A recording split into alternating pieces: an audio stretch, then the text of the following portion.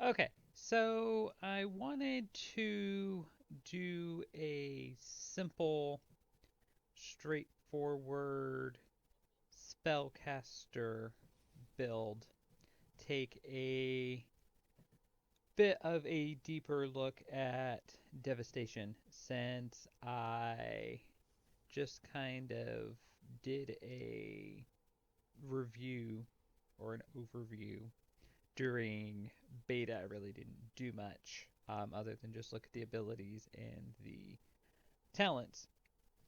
So now that I've had a chance to play around with it a bit, and since augmentation will be in the 10.1.5 patch, I thought it might be worth going back and kind of looking at Devastation. Um, so first, let's go over the abilities.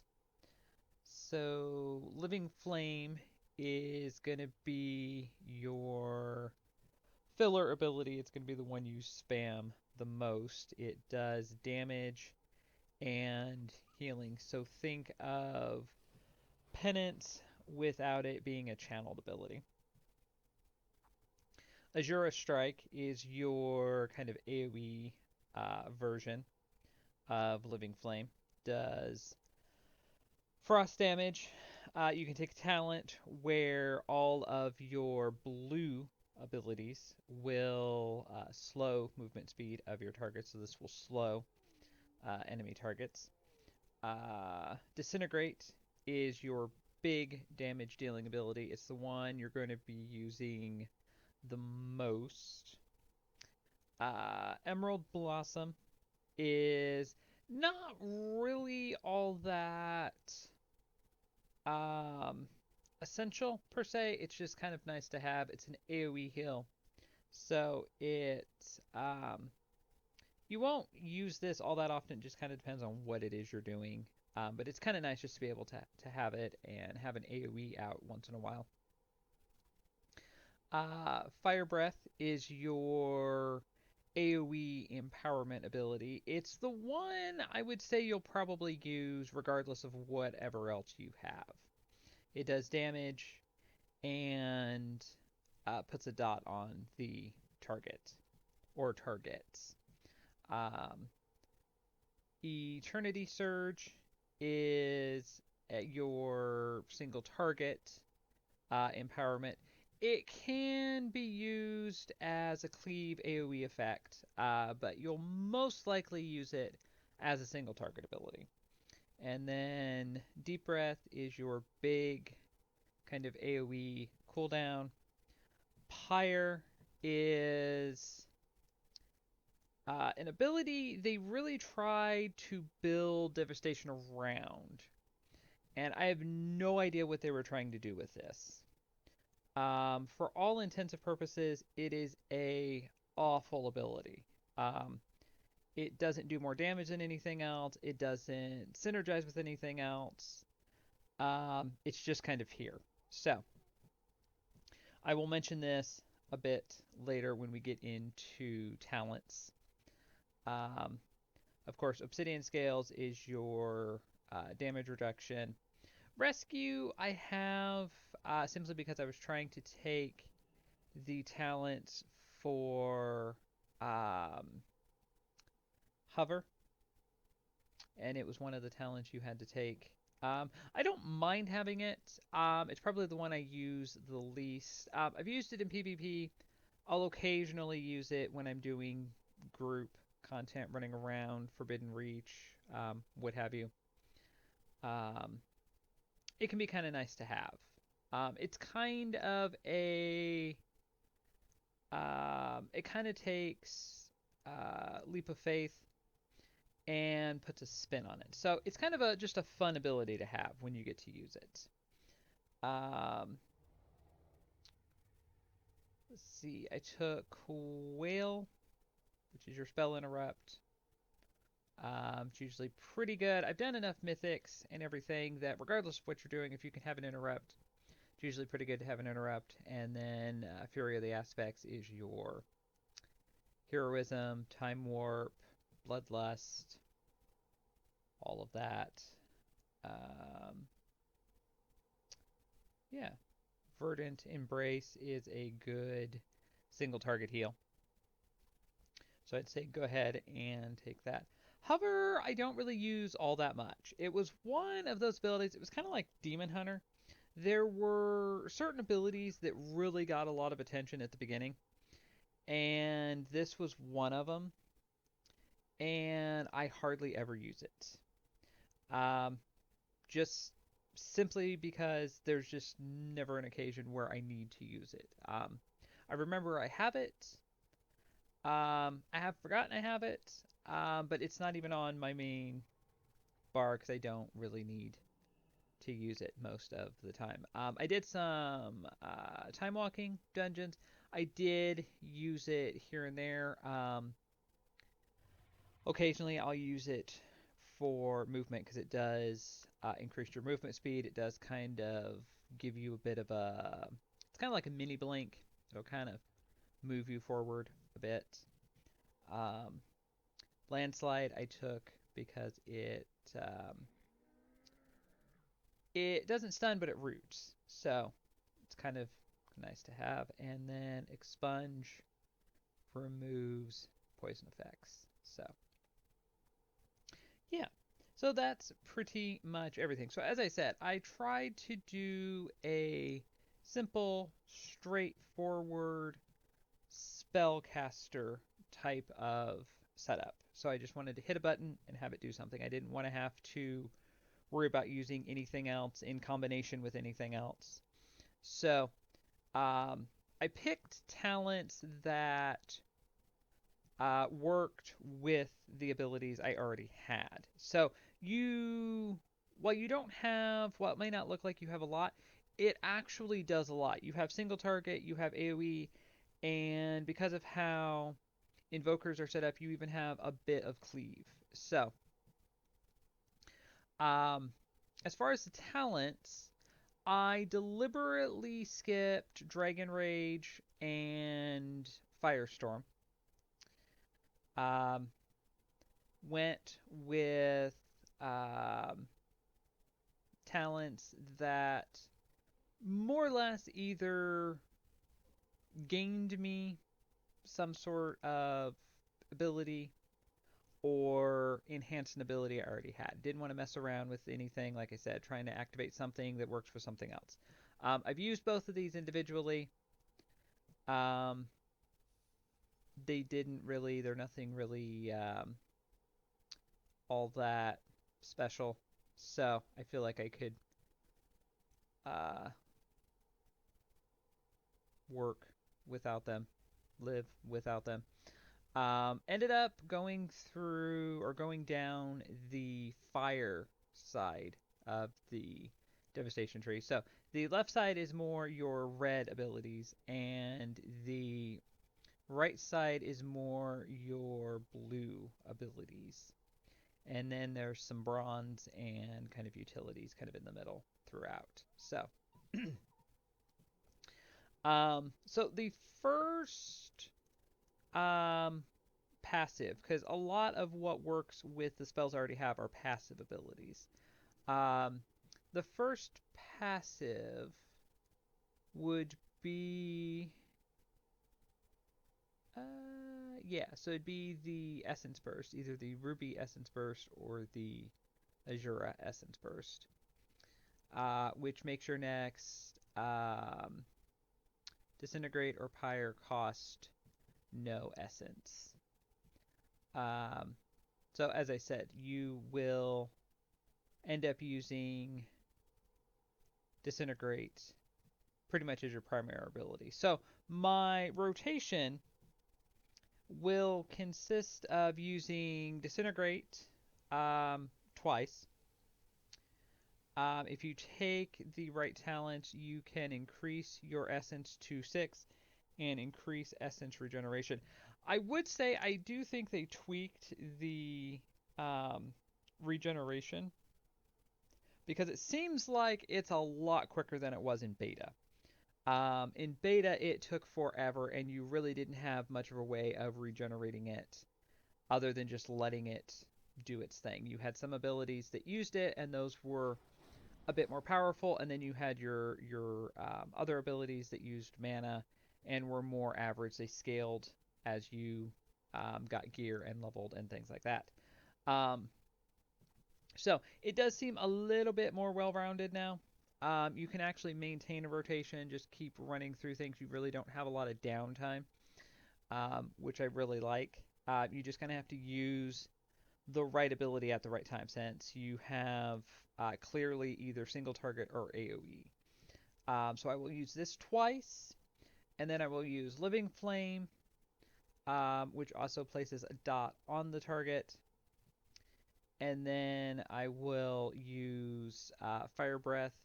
I use the third empowerment for Fire Breath, um, which does kind of split the immediate damage, the instant damage, and the overtime damage, so it's a bit even.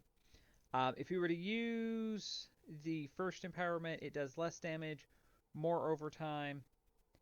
If you use the maximum empowerment, it does more damage instantly, less overtime. This will work on a single target or as an AoE, either or. I always just end up using it as 3. That'll make more sense later with one of the other talents. And then Eternity Surge. So my only real complaint with this, it does a lot of damage. Every time I've checked Recount to see what my top damage abilities are, even if I've only used this a few times during a fight, this is usually one of the top damage abilities I have. My one complaint with this is the animation. The animation, it does not equal what it actually does, and that is part of the class and the spec and just the overall gameplay. So if they did anything, they need to make an animation that's equal more to what it's doing, because it doesn't act like it's doing anything when you use it.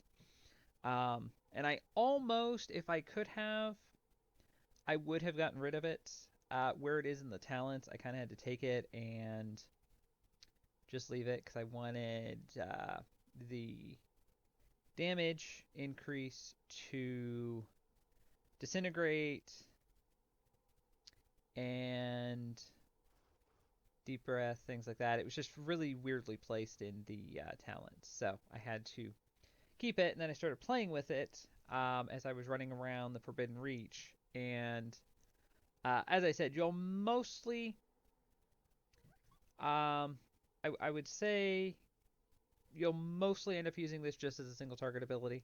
Um, I did use it in Time Walking Dungeons for um, damaging 3 enemies, which is the third empowerment, the max empowerment. Um, Again, it just doesn't act like the animation doesn't lead you to believe that it's really doing anything. If it wasn't for recount, um, I wouldn't have known how much it was actually doing. I mean, it just doesn't lead you to believe that. Where some of the other abilities, like they have a noticeable effect. So they really need to change the animation with this. Otherwise, perfectly fine ability, works perfectly well. Um,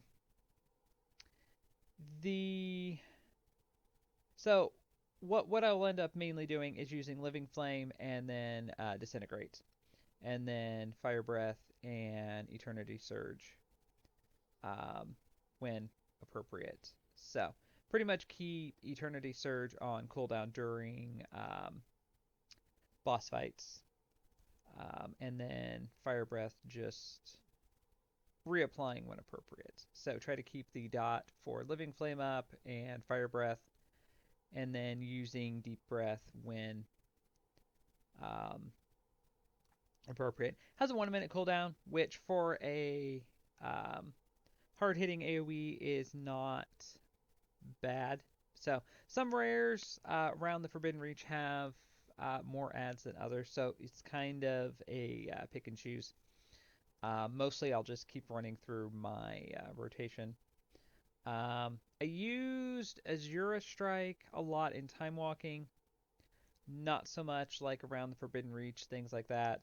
Same thing with Emerald Blossom, just kind of whenever I was either noticing my health was starting to go down or if I was around other people, um, I'll put it down just for the sake of doing it. It costs mana, so I mean, you're not losing anything. If you do, you're getting a bit of extra healing. Um, the other passive that I probably use the most is Leaping Flames. So Fire Breath causes your next living flame to strike one additional target per empowerment level. So this is why I use or have continued to use Fire Breath at its third empowerment, which is the maximum one. Because what Living Flame will do is it will um, target either in some combination three targets or three allies. So it will actually damage and heal, which I really like. That is really nice. It seems to do it with whomever is closer to your proximity. Um, so if you are again like Forbidden Reach, you have the boss, the rare targeted. It will damage that and then heal two allies. Um, I was in a time walking dungeon. It did damage to three targets. So that's why I said it seems to, from what I've noticed, um, it seems to focus on proximity and then either uses damage or healing. So I really like that. So when you take that into account with Emerald Blossom, you can do some pretty nice off spec healing, which is going to be really nice for raids. Um, if not more or less mythics, but especially raids. If you have several devastation invokers, and then you add augmentation into that and things like that. So I can see that one passive um, really kind of finding its place with all the buffs and enhancements and everything else. So outside of that, when I do get a essence burst, so the only use I've really found for Pyre, um, again, it doesn't synergize with anything, it doesn't activate, it doesn't do anything different when you use it. Um, it just basically has a built-in cleave effect.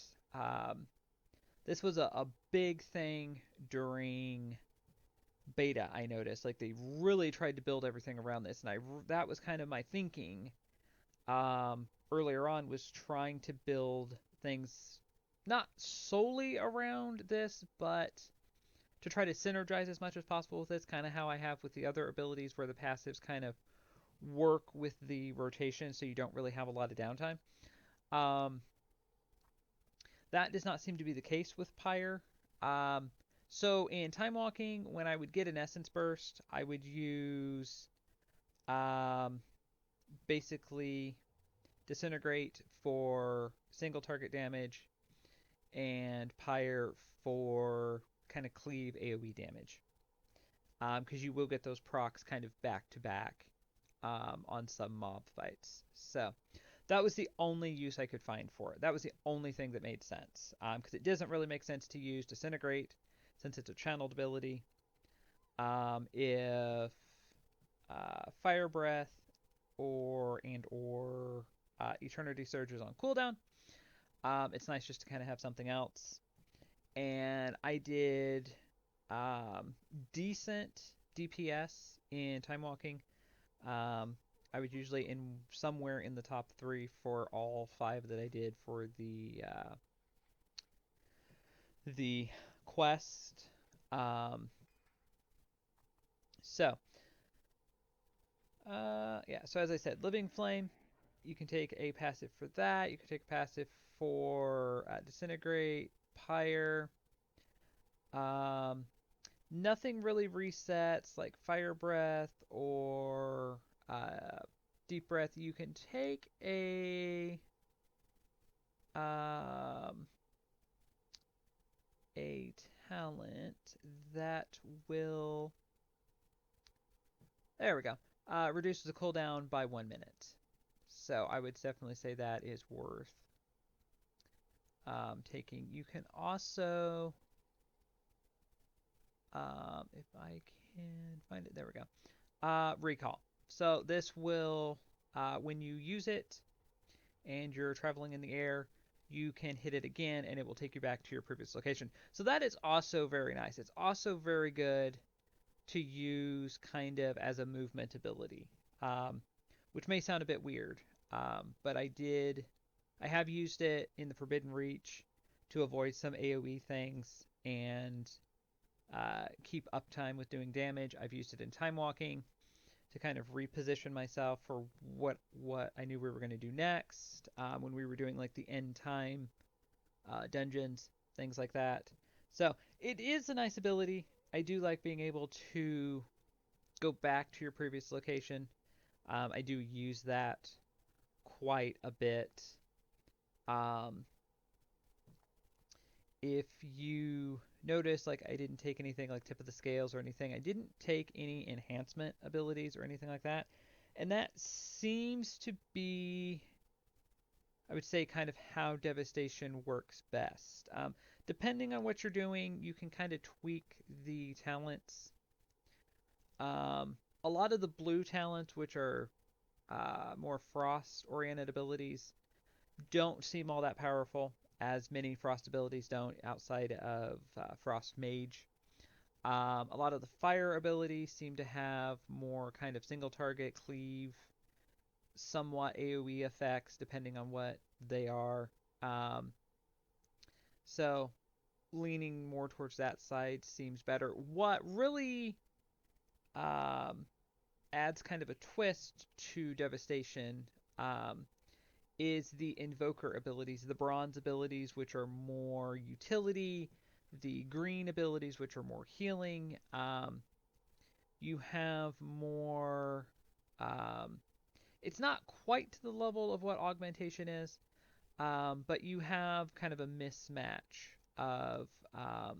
It's very much, I would say, kind of an evolution, a next step of what monks were when they came out. They kind of had abilities other classes had that had, um, a twist here or there. Invokers very much the same way. I said that during the beta when I was looking at the abilities and things like that. They seem to borrow heavily from various classes. Um, And yeah, so that's pretty much more or less it. As far as like the actual invoker talents, mainly just took things to round out kind of what I thought I would need. Took a spell interrupt, took a CC, took some healing. Um, yeah, uh, permeating chill is what gives your blue spells um, the movement. Um, Reducing target's movement speed. Um, which I have to say, Azura Strike doesn't seem to make as much of a notice of it as Disintegrate does. Like, I had to go back and double check that I actually took this. Because I've used Azura Strike, and it didn't seem like the targets were slowing down, whereas they obviously do with Disintegrate. So, yeah. Took a lot of things for Hover. Even though I'm not using hover, I think that's probably fine. I'm not really, wasn't really interested in playing around with the invoker talents. I've went over those so many times at this point between beta and the pre-patch and um, now in Dragonflight. I played around with some different builds for preservation during the pre-patch. So Devastation was more new to me, could be played around with a bit more. So, as I've said with all the other talents that I've played with, you kind of have to take things you may not want for things you do want. Um, the Evoker talents are a bit more straightforward. Um, the left side seems to be more bronze utility. The middle, kind of the same thing. It's a bit more enhancement. You have obsidian scales, you have tip of the scales. The left side is very heavily healing. So you do kind of have a bit of choice. It's just how practical that's going to be for what you're going to want to do. Um, Kind of varies. That was my problem. Is I would kind of set something up and I'd feel good about it, and then I'd go and actually try to use it. And in practice, things really didn't work kind of how I thought they were. So this build reminds me very much of Mage when you had Frostbolt and Fire Blast and Arcane Missiles and things like that. When you kind of had a mismatch of all the various things that your class was supposed to be able to do. Um, so that was another reason why I kind of left Emerald Blossom there because it's kind of nice just to be able to if you notice you're taking damage just to be able to do something. Um, and in some groups where we had a druid healer when they would put down um, their what used to be a mushroom, but their AOE, um, I would kind of either put mine kind of on top of theirs, a little offset, or um, if we was behind or in front of them, just kind of opposite them. So you can work kind of with your healer too. So that adds something else to it. So again, not to the level of augmentation, but you can kind of help other classes as you're going through things. So yeah, so there you go. There was a bit more of an in-depth look at Devastation. Um, didn't really go over like all the talents and everything. As I said, I've kind of went over everything with a fine tooth comb, so you can see what I'm using. You can go and play around for yourself and look. I'm sure you have. There's only two specs right now, so the Invoker talents are the same. Devastation and Preservation are the only two that really change, and they don't change um, all that much. If I remember correctly, Preservation um, borrows some of the blue abilities. They just swap out the red for the green, if I remember correctly. Um, so yeah, so there's quite a bit of an overlap between the two specs. So I hope that was helpful for you. Hope you enjoyed that, and thank you for watching.